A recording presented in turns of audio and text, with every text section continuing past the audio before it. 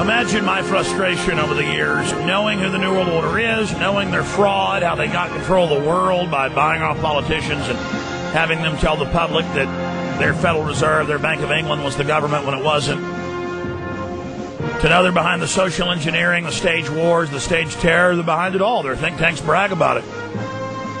They're behind the cancer industry. They're behind all the scams, everything. They're just a pack of hardcore, ruthless, bloody terrorists who are psychopaths. See, most psychopaths aren't like John Wayne Gacy dressing up like a clown or Ted Bundy running out in a yellow Volkswagen. They go and they want to wear uniforms, go study criminology. They want to get power. They want to become bankers. They want to become senators. They want to become generals where they can.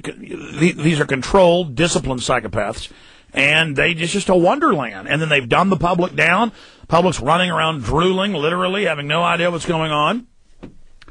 If we are unable to warn the people about what's happening, they're going to do their purges here. You know, we've got this light at the end of the tunnel that our guests are offering us, and it's a great solution. Monetary Reform Act they're proposing, and is well researched and reasoned, and will work historically in the context of our current problems we face, current challenges. Or you got the other lot of the tunnel that is a freight train going to roll over you, going 100 miles an hour, and where they bring in a police state to protect their criminal consolidation. Most countries are enslaved. Most countries turn into despotisms. The elites would rather have a giant mass of third world slaves than, have a free market good system that's based on just weights and measures. We're going to continue with Todd, Rick, Bronco, and others, but let's start getting into any areas that we've mentioned that because I talked to you off air, Pat, and some you, Bill, areas that both of you think are important. I mean, you talked about individual things families can do now to protect themselves, Pat. What do you have to say, Bill? Not just your Monetary Reform Act, but how do we help individuals now with what we're facing? Well, to me, you've got to draw a sharp distinction between the fake solutions that are out there and the precise solution that we have developed. We don't speak in generalities. We know precisely what to do. This can be instituted even in a matter of weeks. We say the transition period would take a year, but that's just not to alarm people. In fact, you could institute it very, very quickly and put the country instantly on a firm financial footing and put a stop to all this stuff. I just want to read one more Lincoln quote. About 5 months from the end of his life, when he saw how the bankers were attempting to destroy his attempts at government-issued money, he put it this way: I see in the near future a crisis approaching that unnerves me and causes me to tremble for the safety of my country. Corporations have been enthroned. An era of corruption in high places will follow. The money powers of the country will endeavor to prolong its reign by working upon the prejudices of the people until the wealth is aggregated in a few hands and the republic is destroyed. Because after all, isn't that the essence of our political experiment here in America? It's the essence of the Constitution, and yet it's never mentioned in the Constitution. It's the separation of powers concept. What is that? That spreads power, both political and financial, out very broadly among a bunch of people. That makes the government of this country very unwieldy, very slow. But that's a good thing. It's also very, very safe. That's what democratizing is all about. And that's what's being destroyed by money being aggregated into a few hands. Yeah, you want that separation of power. Go ahead, Pat. Well, I think Bill's really gotten to the essence of this. The separation of powers was to do precisely that, because, we know Lord Acton's quote that all power corrupts and absolute power corrupts absolutely. And so, the founding fathers of the United States, being quite well aware of that and having witnessed the negative effects of the concentration of power in England through the Bank of England, which they were well aware that was the vehicle for it, they divided these powers. There were senators and congressmen and 3 branches of government, and they split it all up so that it couldn't be aggregated. Well, that was to bind the hands of the avarice that was in the average man. They understood that to actually use the corruption and wickedness fighting with each other to make the object where the elites would always be fighting with each other, and it would take so much time to get control that people would die off, and so it was kind of a stopgap. That's exactly correct, but they didn't fully understand money. They simply didn't understand monetary theory well.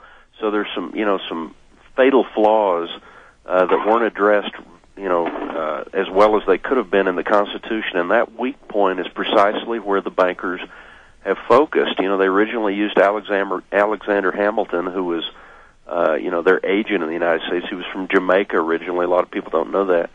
And back then, we mentioned last time, there have been 5 of these struggles against these national banks, these central banks in the United States, going back early in our history, and the most recent one, of course, being against this cartel of banks called the Federal Reserve System, which basically united the major banks into a cabal to, control the economic power of the country. But that's the way they got around this separation of powers. Bill? Yes. Comments on what Pat was just saying. Well, that's exactly right. But I would just urge that people beware as the political will amongst the populace begins to arise sufficiently so that politicians know that something radical must be done. There are already solutions that they, I'm sure, have as contingency plans that are waiting in the wings that they're going to roll out. I believe one of those is a return to a gold-backed money, and that's a false solution. Those people who propose a return to a gold-backed money typically speak in generalities, do not speak in specifics, because there really is nothing specific that you can do. Gold-backed money failed during the Great Depression. We were on gold-backed money then. That's not the problem. The problem is we have to democratize money as much as possible, which means it can only be issued by the federal elected officials closest to the population. Yes, they're rascals. Yes, they'll print too much money. But if that is the primary political issue every single year, how much money have you printed? Then we can yes. We have to be in control of it, or somebody else would. Hold on, we're going to come back to the full audience right now. Here we go.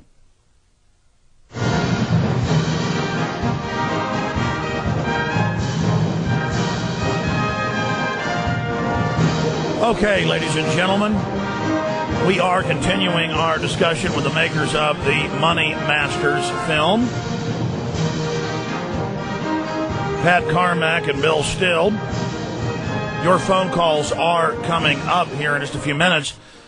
I want to debate some of the different systems of monetary reform. Now, the public tends to think that monetary reform, that the word reform itself is good in and of itself, not that reform just simply means to change the form of. If you jump off a cliff and bash into a bunch of pieces at the bottom, that is a reform. Is that a good reform? The reform that I believe is going to be rammed through, because they've said it's the one they're planning, is a remonetize the dollar under a North American larger system, tying it into the euro, and then a world central banking regulatory expansion of power. They're now saying this, as we said years ago they would. This is my prediction, not hard to predict, that they would say, we've had these problems with bad lenders. Give the central banks, the big banks, the power to go shut down smaller banks and control other groups and different types of lending organizations, and we'll fix all the predatory lending. And they run lots of PR pieces bashing little money cashing places and, smaller loan sharks, but never talking about themselves. And that they're going to have a worldwide system where it's a basket of different scams they run, but where they don't even have a world currency at first. They just set in regions what they say that currency is worth, and then they inflate or deflate, but it'll always be inflate at their leisure for whatever helps them squeeze the domestic population, but also to set the foundations of a global tax and a global regulatory system while they have the regional blocks. They're going to make you, and they've said this, buy carbon credits on what you exhale. Even the New York Times said a tax on breathing was the headline a year ago. And they're going to tax you there, your car, your home, new environmental enforcers, a new environmental guild to carry all of this out. So I see that as the system they're going to push. Now, it is true that Ron Paul, who I agree with on 98% of things, he has the kind of the Austrian school and believes on gold and silver because you can't manipulate it. And he says, well, it'll always be manipulated if you don't. The problem is, as our guests say, the globalists, own most of the gold and silver, so they can manipulate that too. I agree with the power of a fiat currency, but an educated public about it, transparent government, getting money out of the equation where it's just an agreed upon mode of exchange